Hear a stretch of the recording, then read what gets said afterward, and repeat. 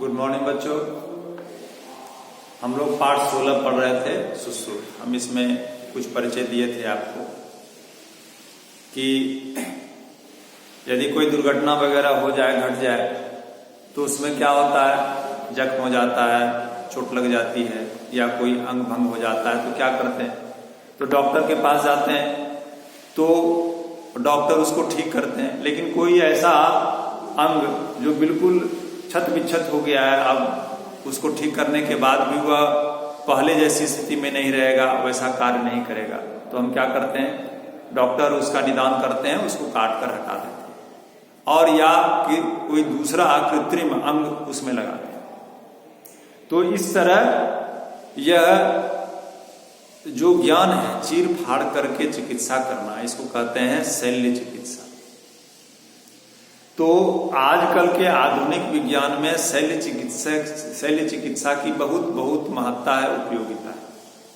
हम बता रहे थे कि इसके बिना आज के चिकित्सा विज्ञान की हम कल्पना नहीं कर सकते हैं। इसीलिए यही कारण है कि वैज्ञानिक अनुसंधानों में जहां एक और मानव ने अपनी आयु में वृद्धि कर ली, वहीं शल्य क्रिया के द्वारा मनुष्य ने बड़े बड़े रोगों पर कुछ काबू भी पाया। आजकल शल्य चिकित्सा का अलग अलग तरीका ढूंढ लिया गया है, विभिन्न तरह के यंत्र का आविष्कार कर लिया गया है जो शल्य चिकित्सा बड़ी आसानी से करते हैं। उन्होंने शल्य चिकित्सा को, इन मशीनों ने, यंत्रों ने शल्य चिकित्सा को बड़ा आसान बना दिया है। इस दिशा में आज इतनी उन्नति हो चुकी है कि एक का अंग दूसरे में प्रत्यारोपित किया जा सकता है, ये संभव हो गया। पहले कुछ वर्ष पहले समाचार पत्रों में ये चर्चा का विषय होता था कि ऐसे वैज्ञानिक सोच रहे हैं, ऐसे कर रहे हैं, लेकिन इधर से 10 वर्ष में, आज से 10 वर्ष पहले से ये संभव हो गया कि किसी का हृदय या गुर्दा या कोई अन्य जैसे आंख वगैरह दूसरे मनुष्य में प्रत्यारोपित किया जा सकता है। और डॉक्टरों ने ऐसा करके अपने प्रतिभा का परिचय भी दिया। आज विज्ञान ने कृत्रिम, नकली, आर्टिफिशियल हाथ पैर बनाकर जो अपंग व्यक्ति हैं उनके जीवन में खुशी भर दिया। यहां तक कि शरीर को सुंदर सुडौल बनाने के लिए भी शल्य चिकित्सा की जाती है, जिसको हम प्लास्टिक सर्जरी कहते हैं। और अब तो यहां तक हो गया है कि शल्य चिकित्सकों ने ऐसा तरीका ढूंढ लिया है कि बिना चीर फाड़ के लेजर लाइट से, लेजर किरणों के द्वारा भी शल्य क्रिया डॉक्टरों ने आरंभ कर दिया। तो शल्य चिकित्सा में इतना विकास हुआ है, इतनी उन्नति हुई है, ये हम उस दिन आपको कल बता रहे थे। तो शल्य चिकित्सा की यह सराहनीय प्रगति, ये प्रशंसनीय प्रगति है, इसकी प्रशंसा की जानी चाहिए। तो ये ऐसे ही संभव नहीं हुआ, इसके पीछे निरंतर वैज्ञानिकों ने परीक्षण किया, अनुसंधान किया। तो उनके निरंतर अनुसंधान और परीक्षण से यह संभव हो पाया। जो शल्य चिकित्सा जो बहुत प्राचीन अपने देश का ज्ञान था, वह आज इस स्तर पर पहुंचा। इतनी उन्नति, तरक्की हुई। हमारे देश में जो चिकित्सा प्रणाली थी, इसका वर्णन पाया जाता है ग्रंथों में। इसके विषय में बताया गया है।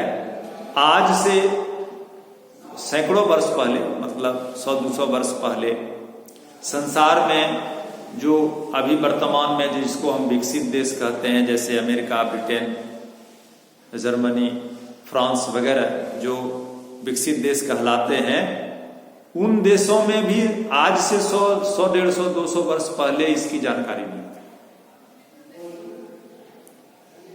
जिस समय हम ज्ञान विज्ञान में जीते थे, हमारे देश में लोग, ऋषि मुनि, उस समय इस देश के लोग खाने का तरीका ढूंढ रहे थे, क्या खाएं, कैसे खाएं। जबकि हमारे देश में ज्ञान विज्ञान बहुत उन्नति, तरक्की कर गया था और यहीं से सारे संसार में इसका प्रचार प्रसार हुआ। आज से 100 वर्ष पहले वर्तमान में विकसित कहलाए जाने वाले देशों में भी शल्य चिकित्सा की जानकारी नहीं थी, लेकिन उससे हजारों वर्ष पहले हमारे देश में ऋषि विश्वामित्र के वंशज, उनके वंश में उत्पन्न हुए ऋषि सुश्रुत,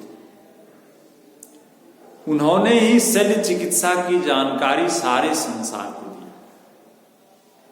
ये बड़े गर्व की बात है कि यह हमारे देश की बहुत प्राचीन चिकित्सा पद्धति है, जिसको कि ऋषि सुश्रुत ने, जो कि ऋषि विश्वामित्र के वंशज थे, उन्होंने ये ज्ञान सारे संसार को दिया।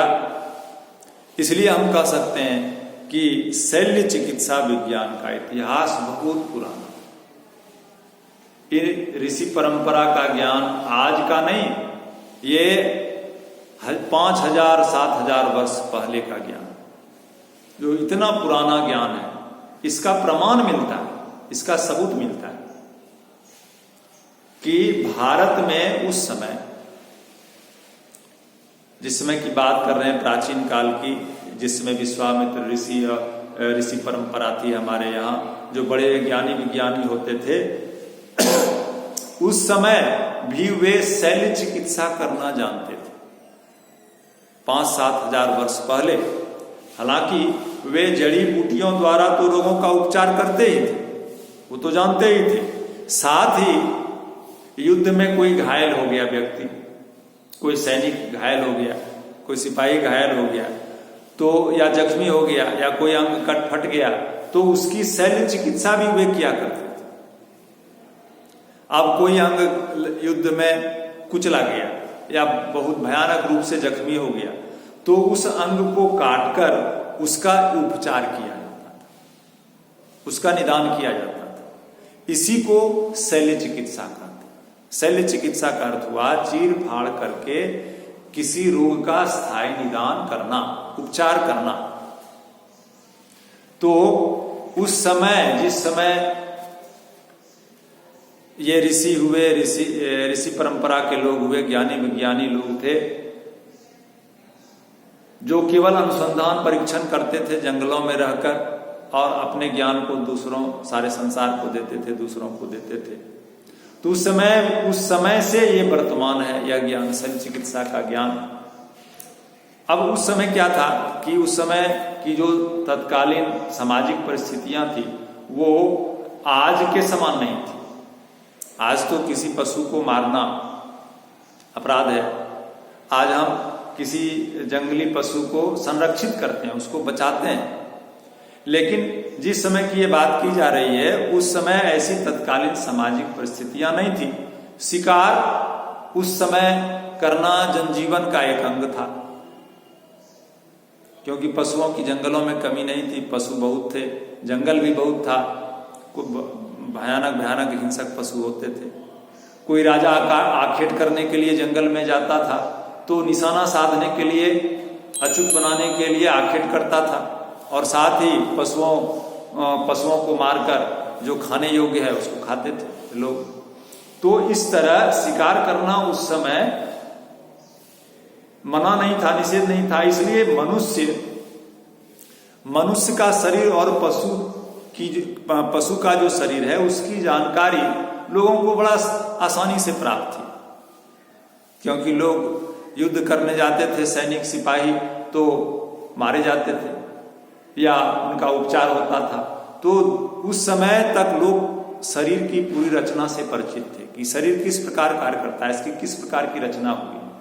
पशु का शिकार करते थे तो पशु के शरीर से परिचित थे कि पशु का शरीर कैसा होता है, और मानव शरीर से इसकी क्या समानता या अंतर क्या है, ये सब उनको सहजता से जानकारी थी।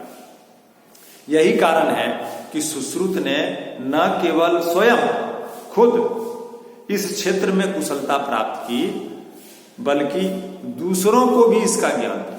उनको यह पूरा ज्ञान था कि मनुष्य के शरीर की रचना कैसी है और किस प्रकार यह कार्य करता है, और पशु का शरीर किस प्रकार होता है, किस प्रकार पशु का शरीर मनुष्य का शरीर समान है, और किस प्रकार अंतर है, कहाँ दोनों के शारीरिक रचना में क्या अंतर है, क्या समानता है ये। और यदि ऐसे दोनों के शरीर में यदि कोई ऐसा जख्म हो जाए या कोई रोग हो जाए तो उसका चीर फाड़ के द्वारा किस प्रकार हम निदान करेंगे, उपचार करेंगे, ये पूरा पूरा ज्ञान ऋषि सुश्रुत को था। और केवल अपने नहीं था, इस ज्ञान का उन्होंने प्रचार प्रसार किया, यह ज्ञान उन्होंने दूसरों को भी दिया। धन्यवाद। इसके बाद आगे बताएंगे।